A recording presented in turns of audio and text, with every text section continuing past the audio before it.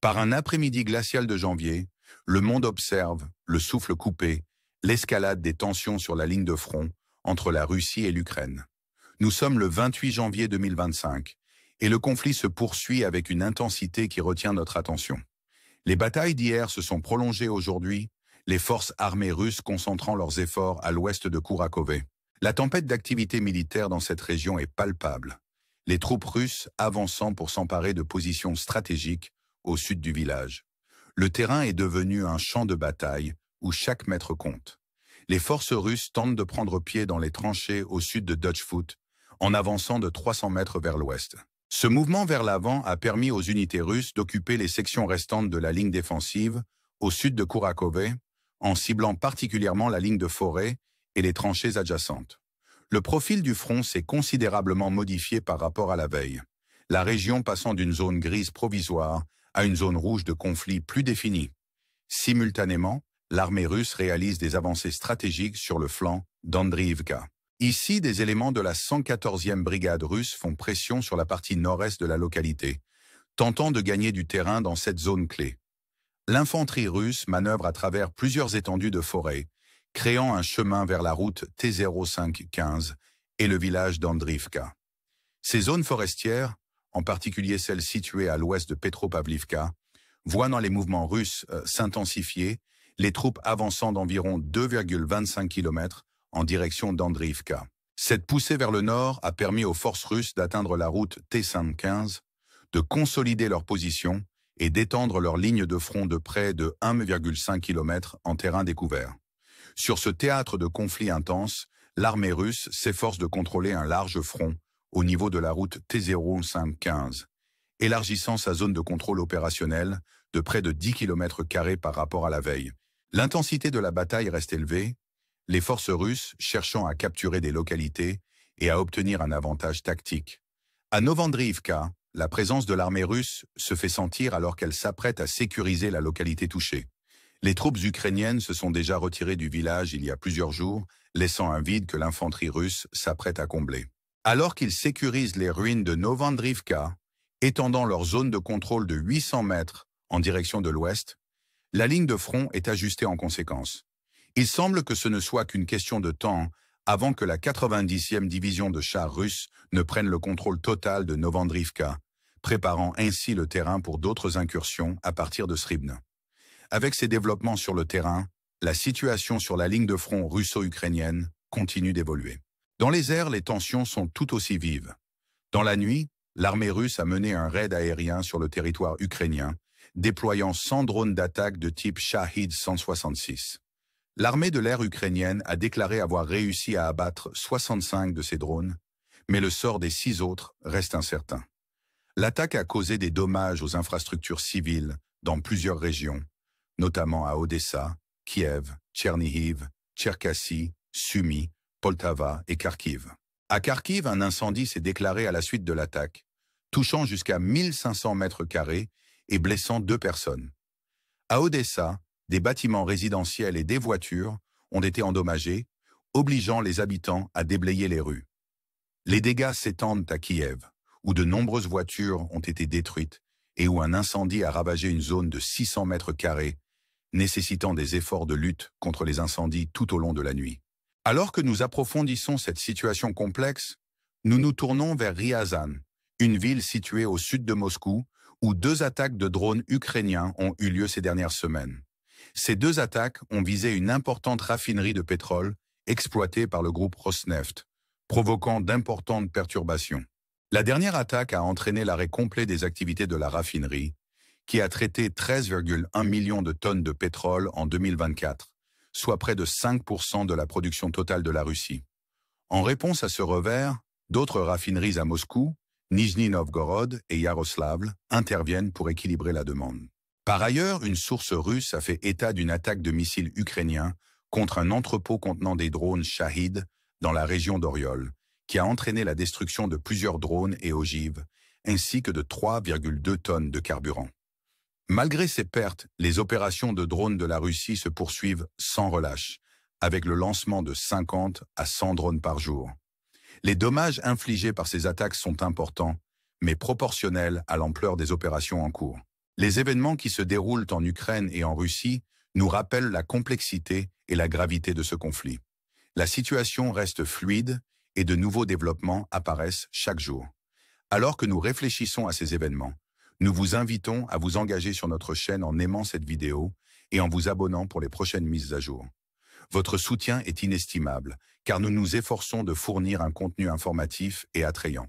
Restez à l'écoute, nous continuerons à vous apporter les dernières nouvelles et réflexions sur cette situation en pleine évolution.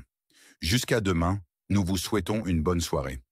Alors que nous nous plongeons dans les méandres de ce conflit en cours, il est essentiel de reconnaître les implications plus larges des événements qui se déroulent sur le terrain. Au-delà des batailles immédiates, ces développements façonnent le paysage géopolitique de la région et influencent la perception mondiale du conflit.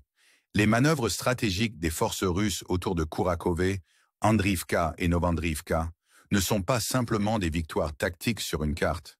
Elles signifient des changements de contrôle qui pourraient avoir des effets durables sur la stabilité et la dynamique du pouvoir en Europe de l'Est. L'intensité du conflit est palpable. Les batailles quotidiennes repoussant les limites du contrôle et modifiant le paysage de la guerre. Les avancées de l'armée russe mettent en évidence son intention stratégique de consolider ses gains et de sécuriser des positions clés qui pourraient servir de base de lancement pour de nouvelles incursions. La capture de zones forestières et de tranchées n'apporte pas seulement des avantages tactiques, mais porte également un coup psychologique aux forces adverses, soulignant la nature implacable du conflit. Par ailleurs, les assauts aériens menés par la Russie, marqués par le déploiement de drones Shahed 166, démontrent les multiples facettes de la guerre moderne. Ces attaques, qui visent des infrastructures critiques et des zones peuplées, ont pour but d'affaiblir la résistance et de semer la confusion parmi les forces de défense ukrainiennes. Cependant, la résistance de l'armée de l'air ukrainienne, mise en évidence par sa capacité à intercepter et à neutraliser un nombre important de drones, témoigne de sa préparation et de sa capacité d'adaptation face à l'évolution des menaces. L'impact de ces assauts aériens est profondément ressenti dans des villes comme Kharkiv et Odessa, où les cicatrices du conflit sont gravées dans le paysage urbain.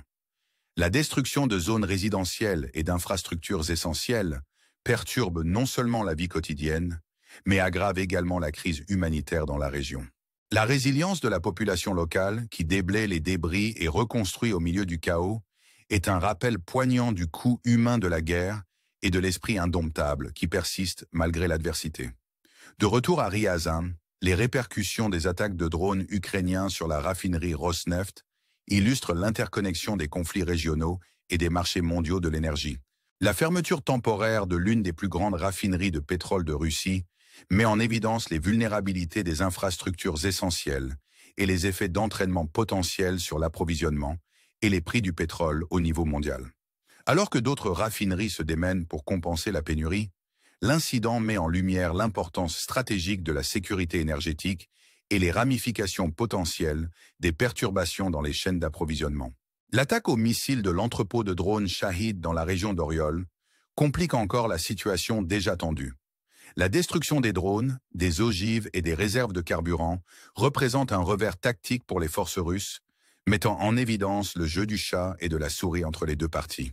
Malgré ces pertes, le lancement continu de drones reflète la persistance des militaires russes à maintenir la pression sur les défenses ukrainiennes et à affirmer leur domination dans le domaine aérien. Alors que nous digérons ces développements, il est crucial de considérer les objectifs stratégiques plus larges qui sont en jeu. Le conflit va au-delà des gains territoriaux et touche à des questions de souveraineté nationale, d'alliance internationale et d'équilibre des pouvoirs dans la région. Les enjeux sont importants et les résultats façonneront l'avenir non seulement de l'Ukraine et de la Russie, mais aussi de la communauté internationale dans son ensemble. Dans cet environnement complexe et dynamique, le rôle des médias et de l'information devient de plus en plus important. Des reportages précis et opportuns sont essentiels pour comprendre les multiples facettes du conflit et ses implications. Alors que nous nous efforçons de fournir une couverture complète, nous encourageons notre public à s'engager dans notre contenu, en offrant des points de vue et des perspectives qui enrichissent le discours autour de ces questions cruciales. La voie à suivre reste incertaine, avec de nouveaux défis et de nouvelles opportunités émergeant à chaque tournant. Alors que nous continuons à surveiller la situation, nous vous invitons à nous rejoindre dans ce voyage d'exploration et de découverte. Votre soutien et votre engagement sont inestimables, alors que nous naviguons dans les complexités de ce récit en cours. Restez à l'écoute pour de nouvelles mises à jour et rejoignez-nous alors que nous cherchons à démêler les subtilités de cette histoire passionnante. Jusqu'à la prochaine fois, nous vous souhaitons paix et réflexion en ces temps troublés. Alors que nous continuons à naviguer dans les méandres de ce conflit en cours, il est essentiel de reconnaître le spectre plus large des influences en jeu. Les batailles et les manœuvres stratégiques en cours ne sont pas de simples incidents isolés. Elles font partie d'un jeu d'échecs plus vaste, impliquant non seulement la puissance militaire, mais aussi la posture diplomatique et les alliances internationales. Les avancées russes autour de Kurakhove, Andriivka et Novandriivka sont emblématiques d'un effort calculé pour exercer une influence et remodeler le paysage géopolitique. La poussée incessante des forces russes souligne la volonté de consolider les gains territoriaux, ce qui peut faire partie d'une stratégie plus large visant à tirer parti de ces positions dans le cadre de négociations ou de conflits futurs. Chaque avancée est une déclaration d'intention, une démonstration de force destinée à influencer les perceptions locales et internationales. L'importance stratégique de la sécurisation des étendues forestières et des tranchées va au-delà de l'avantage militaire immédiat, car elle sert également à démoraliser les forces adverses et à consolider le contrôle des régions contestées. Parallèlement, les raids aériens menés avec les drones Shahed 166 illustrent la complexité et la modernité de la guerre contemporaine. Ces instruments technologiques de guerre ne sont pas seulement des outils de destruction. Ils représentent une évolution des tactiques militaires où la vitesse, la précision et l'impact psychologique sont primordiaux. La capacité de l'armée de l'air ukrainienne à intercepter une grande partie de ces drones témoigne de sa résistance et de sa capacité d'adaptation. Mais elle met également en évidence la course aux armements technologiques inhérente au conflit moderne. L'aspect humain de ce conflit ne doit pas être sous-estimé. Des villes comme Kharkiv et Odessa, avec leurs infrastructures endommagées et leurs populations déplacées, sont des témoignages vivants de l'impact dévastateur de la guerre. La résilience des habitants, qui s'efforcent de reconstruire et de survivre, en dit long sur la capacité humaine à espérer et à persévérer face à une adversité écrasante. Ces histoires de résilience nous rappellent l'esprit humain intrinsèque qui persiste même dans les moments les plus sombres. Entre-temps, les répercussions des attaques de drones ukrainiens sur la raffinerie de pétrole de Ryazan ont des implications considérables. L'interruption des opérations dans une installation aussi importante met en évidence la vulnérabilité des infrastructures critiques, non seulement en Russie, mais aussi dans le monde entier.